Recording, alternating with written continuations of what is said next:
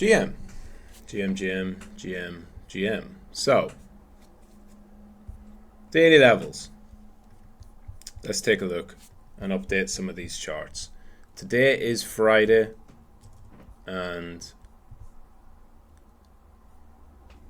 I want to get the Bitcoin chart up with the markings on it. Yeah, here we go.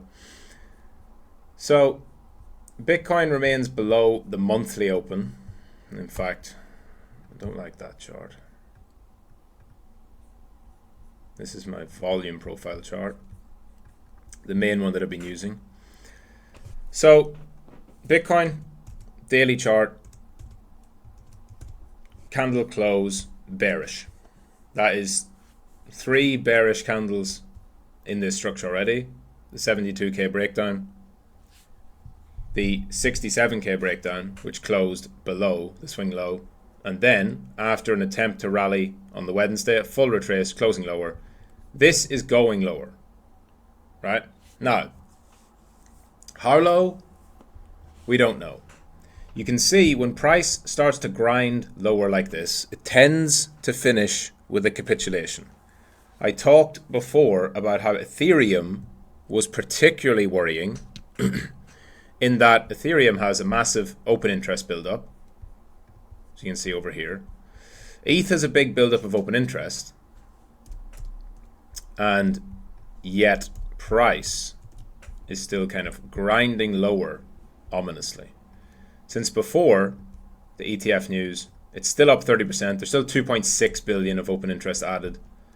And it doesn't mean that all that has to roll off, of course, with the Ethereum ETF coming. It might very well not go down there. This only applies if it breaks this level. But if it does, if Ethereum does break that level, there's a huge amount of OI built up that you could see a spike down. And it would only need to be that. It wouldn't need to be much more than just a wipeout for Ethereum. So, is that going to happen? Potentially. Bitcoin certainly is looking like that's a possibility. When you see these grind moves down, like just chopping lower, and it ends with a proper capitulation. It doesn't always, but after moving up to the highs and then falling off and grinding sideways, it does tend to. So, for me, Bitcoin below this level, below the dark shaded blue zone, and below the monthly open, Bitcoin is bearish. Quite simple for me. You can take off this support and daily market structure as well, because to me it's the monthly open that matters now. No monthly open reclaim, no bullish market.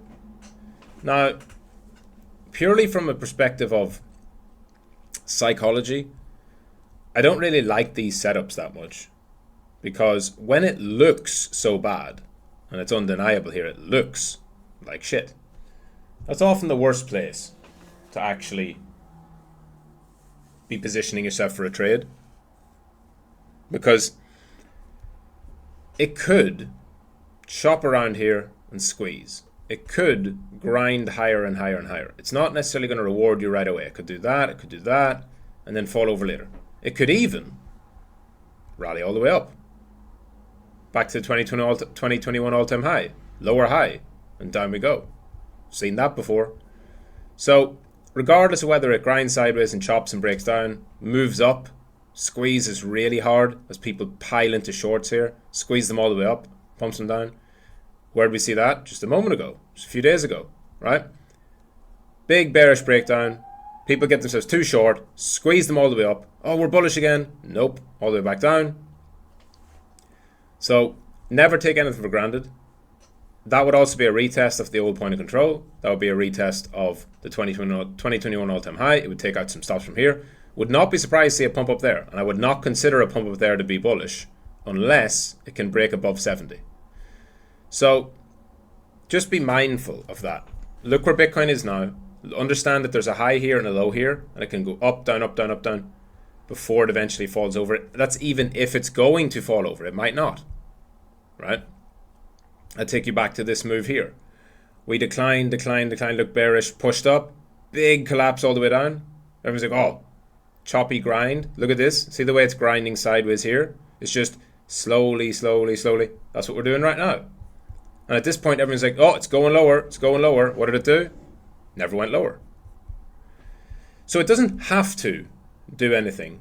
But when you're looking at this kind of phase, I want to really just press and hammer home the importance of trading to a plan, trading with patience, and understanding the way the market can move. Because there's a few of these type of moves back from last year. This one in particular, okay? Whenever BTC came down into here, I want you to look at that area. And I want you to compare that to this, okay? We had this move down. And we said, oh no, it's bad, it's bearish. Moves down, bad, it's bearish. Bounced up, went lower, failed to go lower, broke higher, came back, retest, pushed higher, eventually, slowly, eventually broke down. That was 24th of July to the 16th of August. That is 11th of June. That's like going to the 7th of July, right? All the way over here, right? 5th, 6th, 7th, basically 3.5 weeks. That's what this took, right? From the 24th to the 16th. Talking 3 weeks. We're only 3 days in. Imagine 3 days into a 3-week chop. That means there's 18 more days to come where you don't go lower, you don't go higher. You chop it up inside. Not saying that will happen either, but that's usually the path that wrecks the most people because nobody plays this well. Nobody positions themselves well for that.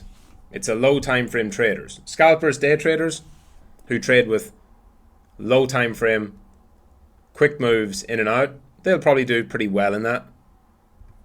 But everybody else will just get themselves chopped up. Now, it might just collapse from here. Who knows? Again, nothing's guaranteed. So what do? You trade based on your price action principles.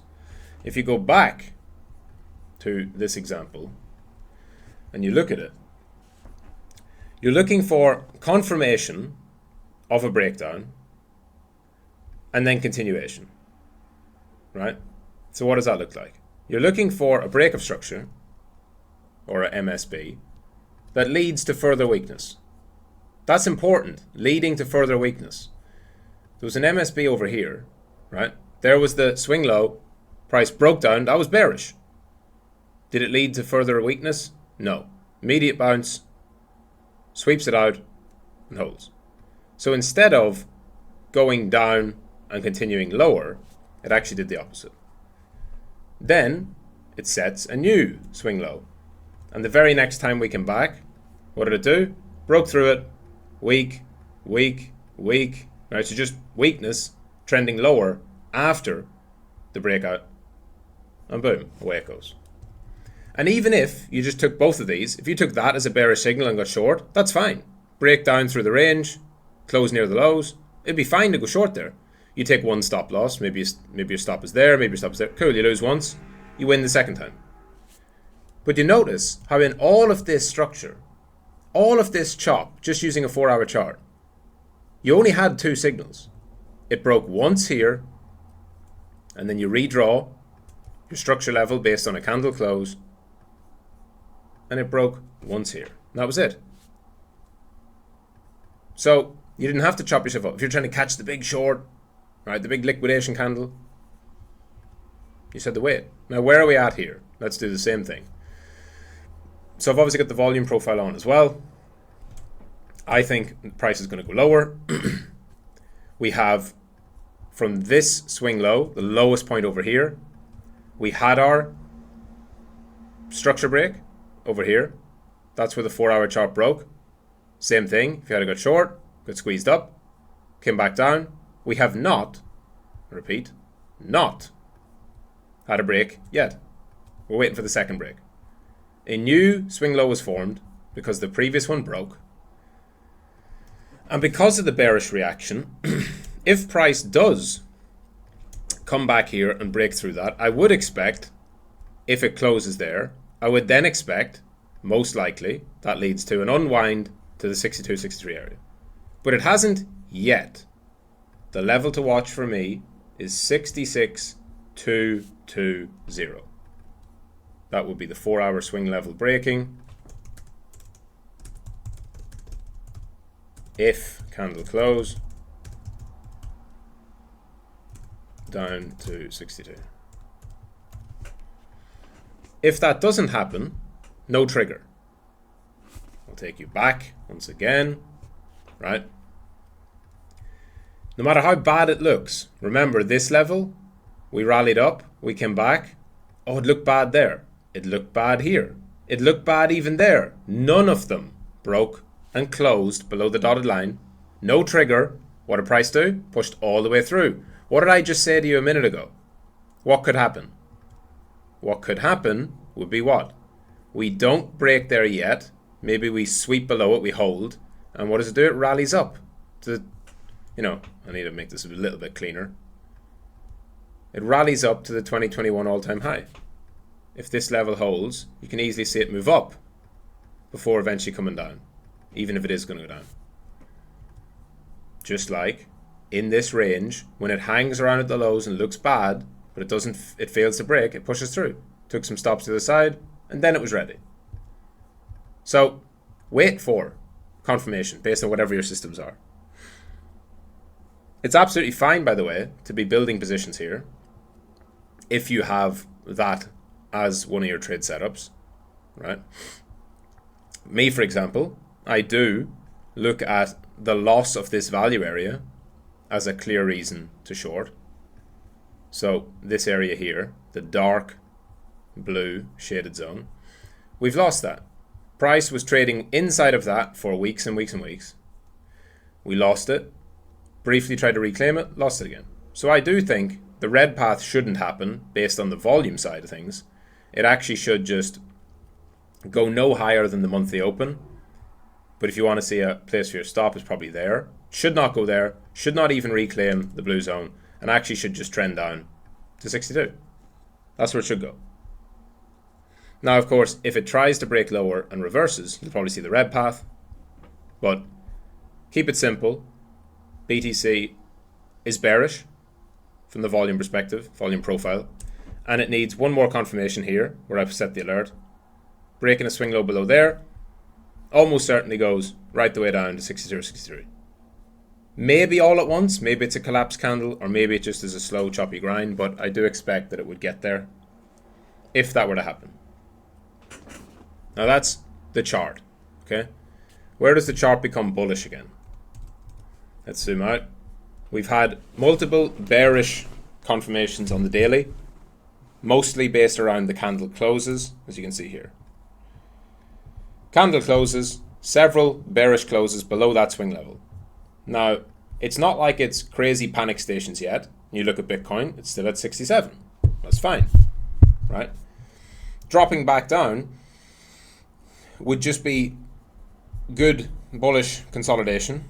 If it holds 62, that'd be fine. Fill in the gap, bounce, come back. But where does it actually get bullish again? For me, it's very simple. It has to have a daily close above 70. That's it for me. You might say, why not 72?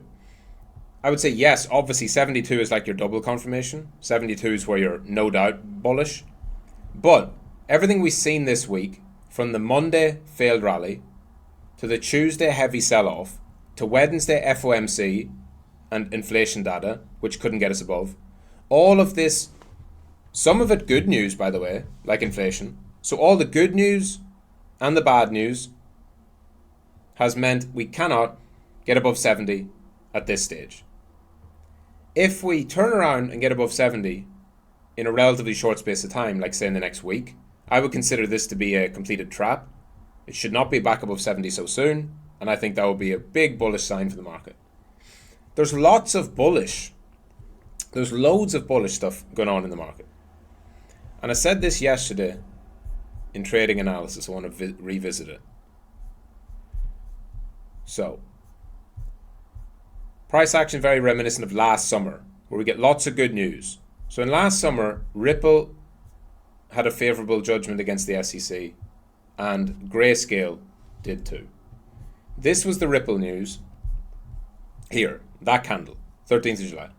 That was when Ripple had the news, everything pumped. Obviously, Ripple went up super hard. Lots of alts went up, and it was the absolute top of everything. Pico top. Led to bleed, eventual collapse. But that was good news. Why did the good news not make us all moon? It wasn't time. Price needed more time to consolidate.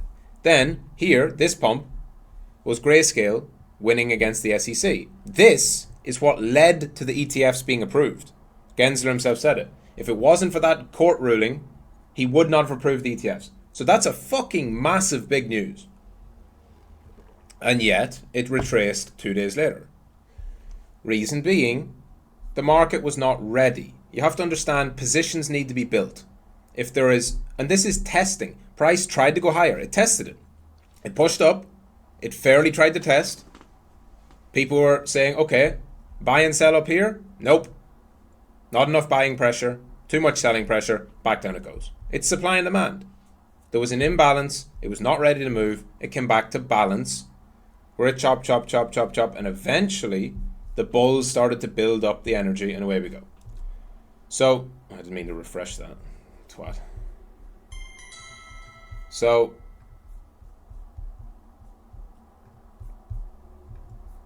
zoom out, back to the present day. So, when I mentioned in trading analysis, the market needs more time to digest all the news and range more before a proper breakout attempt can happen. That's all it is. And this kind of stuff here, where people start to get themselves way too zoomed in, talking about fucking macro shit, all the nonsense. Oh, it's bad, it's this, it's that, it's Fed, it's Jerome Powell, it's Janet Yellen, it's fucking liquidity, inflation, jobs. These are all the same people who are telling you about their favorite fucking meme coin 6 weeks ago. And the same people who are screaming about NFTs in 2021. Leave macro to the macro guys, right? And what I mean is, I don't mean ignore macro, absolutely don't. What I mean is, if you see someone on Twitter or on YouTube or whatever who constantly posts about macro, they post about the Fed, they post about interest rates, they post about inflation, they post about monetary policy, they post about the stock market, the bond market, oil. Good. That's their game, right? But you should be tracking people who have big followings and they talk about whatever is current. These are your sentiment indicator. So, whenever there's someone and they're posting chart setups of DEX screener shitcoins 2 months ago, and now they're talking about the Fed and monetary policy, understand they are a really good sentiment gauge. That's the kind of stuff you see near the bottom, and I see it. My whole feed has given up on meme coins and DEX screener and isn't talking about pump this, pump that. The whole feed's talking about what's happening with the Fed, inflation, blah, blah, blah. Very good. Doesn't mean the bottom is right here, but it's a good sign. And to hammer this point home, this also was happening over here, okay? Everybody became a meme coin expert again at this point. Whenever we broke out or attempted to break out and the Ripple news came and then it fell back, for a couple of weeks here, we had an on-chain summer. We had Rollbit and Unibot. It was just after Pepe had blown up in April and May. There was a bunch of meme coin stuff happening. But then it got bad. It got bad on this move here. And in July going into August, for these 3 or 4 weeks, everyone was talking about macro. What's happening with inflation? What are the Fed going to do? What's happening with money? Global liquidity? Is it bad? Is it good? Blah, blah, blah. Right? And everyone was talking about it over there. And so it doesn't mean it's the bottom because we still ended up collapsing more. But it's an early gauge sentiment signal.